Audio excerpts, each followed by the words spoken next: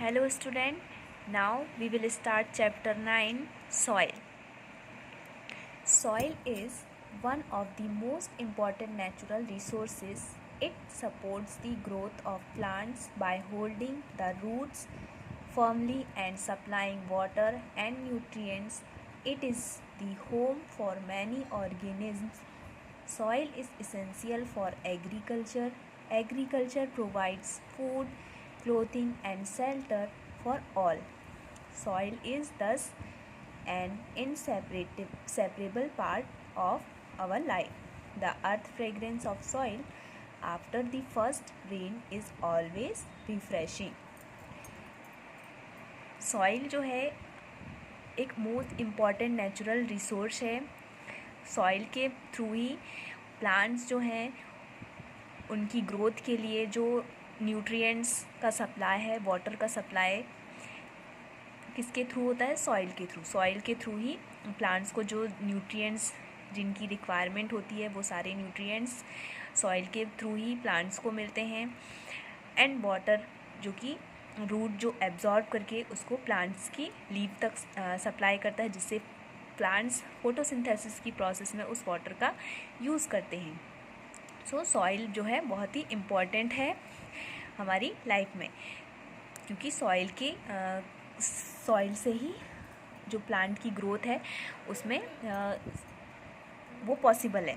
And agriculture provides food, clothing and shelter for all. ये सभी चीज़ें जो हैं हमें सॉइल के थ्रू ही इनडायरेक्टली पॉसिबल हो पाती हैं. 9.1 Soil teeming with life.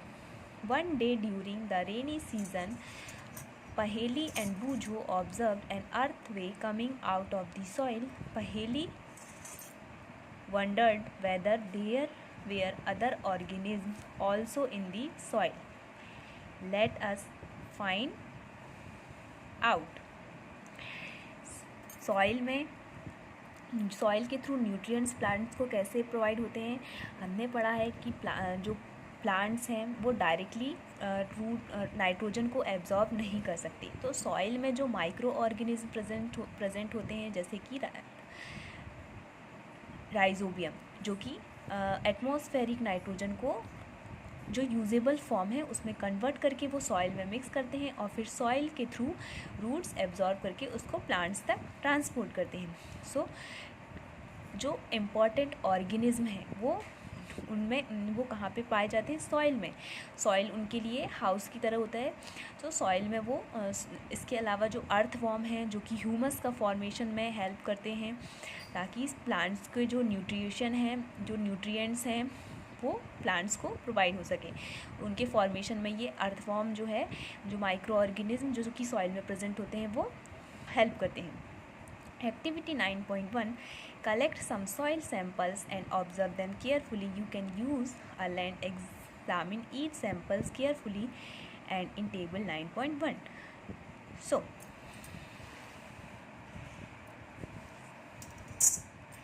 discuss your observation with your friends. Are the soil samples collected by your friends similar to the ones collected you?